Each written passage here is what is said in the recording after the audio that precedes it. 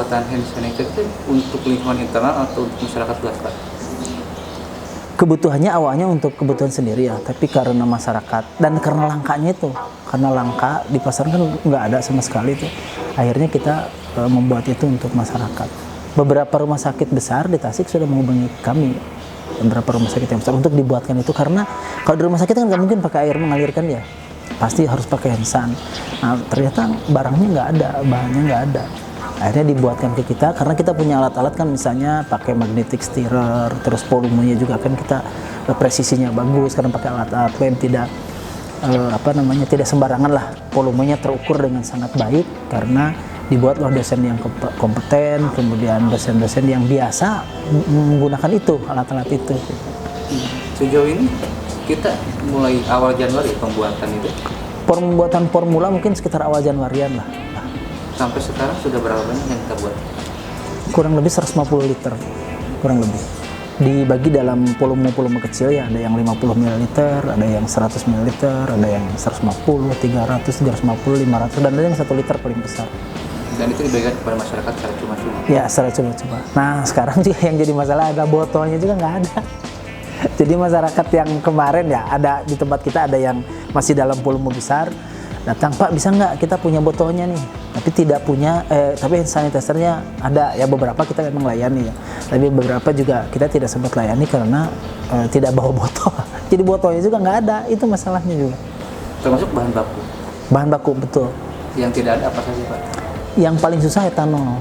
Jadi etanol itu golongan alkohol. Jadi alkohol itu golongan sebetulnya. Ada metanol, ada etanol, ada propanol, dan seterusnya. Yang kita pakai untuk hand sanitizer itu adalah etanol, yang bisa kita sebut sebagai C2H5OH lah biasa ya kalau di kimia namanya. Nah itu tuh susah didapat. Dulu harganya mungkin sekitar 600.000 lah per galon 25 liter ya. Sekarang sejutaan lebih lah. Kemarin beberapa teman saya nawarin misalnya di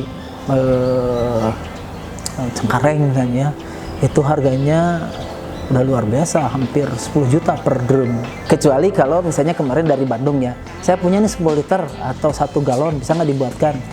Kalau hanya dibuatkan saja kita bisa, bahan-bahannya ada, kita bisa buat. Karena kan masih gliserol kalau nggak salah, ada misalnya ada sisanya berapa. Jumlahnya kan nggak terlalu banyak gliserolnya, yang ditambahin untuk pembuatan hand sanitizer-nya. Apa yang mendorong PT untuk membuat hand sanitizer dan dibagikan ke masyarakat? Itu salah satu dalam beberapa krisis ya, dalam beberapa hal, tidak kasus ini saja. Misalnya kemarin waktu AIDS misalnya, kasus AIDS, kemudian kasus makanan yang ada boraksnya, makanan yang ada pengawetnya. Kita juga sama, cuma mungkin eksposnya tidak sebesar COVID-19. Jadi memang setiap semester, setiap tahun kita ada pengabdian masyarakat yang harus wajib bahkan itu dilakukan oleh dosen, dan itu temanya bisa tematik. Benarkah berdasarkan informasi yang beredar, setelah pakai hand sanitizer tidak harus dijauhi dari api? Kalau memang seketika itu kita sedang pakai hand sanitizer, memang harusnya jauh dari api, karena alkohol itu atau etanol itu mudah terbakar, sifatnya mudah terbakar memang etanol, terutama etanolnya karena konsentrasi terbesarnya kan etanol. Jadi kalau kita lagi cuci pakai hand sanitizer ke sebelahnya api ya otomatis lah mudah terbakar. Dan sebetulnya kan yang paling baik itu menggunakan hand sanitizer memang harusnya disemprot. Makanya beberapa botol yang kita buat yang kebetulan botolnya mulutnya agak besar, ketika tumpahkan semua. Nah itu yang coba kita hindari. Makanya terakhir pembuatan kemarin oleh Prodi TLM, kita buat beli botol yang ujungnya itu lancip, walaupun tidak disemprot, tapi ketika kita balik nggak netes gitu. Jadi harus ditekan dulu, kan ada beberapa botol yang harus ditekan. Nah akhirnya kita mengakali dengan seperti itu. Itu aman nggak kalau kita masuk habis pakai hand sanitizer terus ambil makanan pakai tangan itu masuk mulut? Sangat aman karena gini, etanol itu kalau mungkin kita bisa lihat yang suka dipakai, ini terlepas daripada boleh dengan tidak ya, minuman alkohol yang sering kita lihat atau kita lihat beredar di manapun lah, minuman lah, misalnya ada merek-merek tertentu, itu kan kadar alkoholnya hanya 5-10% lah. Nah kita minum kan. Nah, sedangkan alkohol yang kita semprotkan ke sini, ke hand sanitizer, itu kan jumlahnya sangat-sangat sedikit kan. Kalau 1 mili itu mungkin hanya berapa, apalagi sudah kita sebar.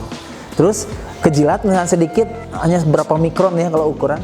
Wah, itu sangat aman kan sebetulnya. Cuma bukan berarti harus dimakan, enggak. Kalau sampai termakan gitu ya. Kalau sampai termakan itu sebetulnya nggak apa-apa.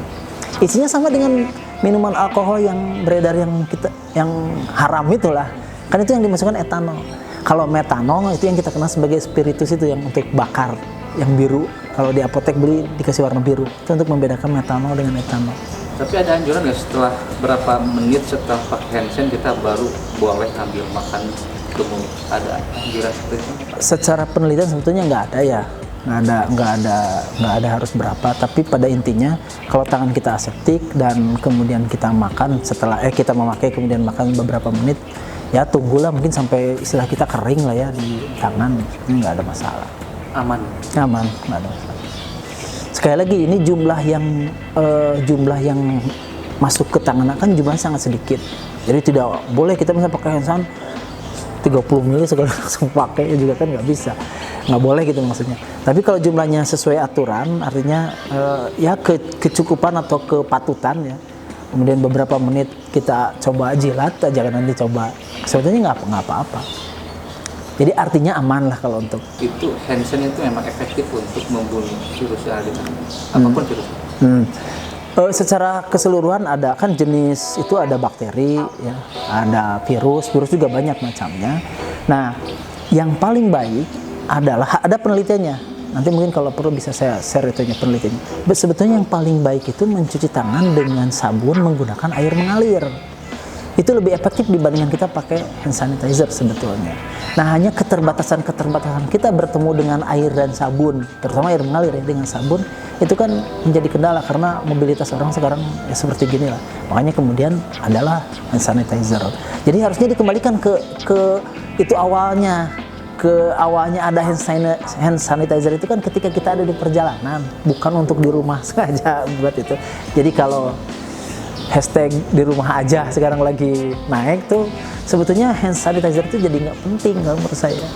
Kalau menurut saya ya pribadi nggak penting, cuci tangan aja di rumah. Nah, ketika misalnya Akang atau kita nih lagi keluar dari rumah kan kita baru di jalan ketemu Akang salaman, nanti pakai hand sanitizer nggak jadi masalah kan. Harusnya untuk solusi itu gitu.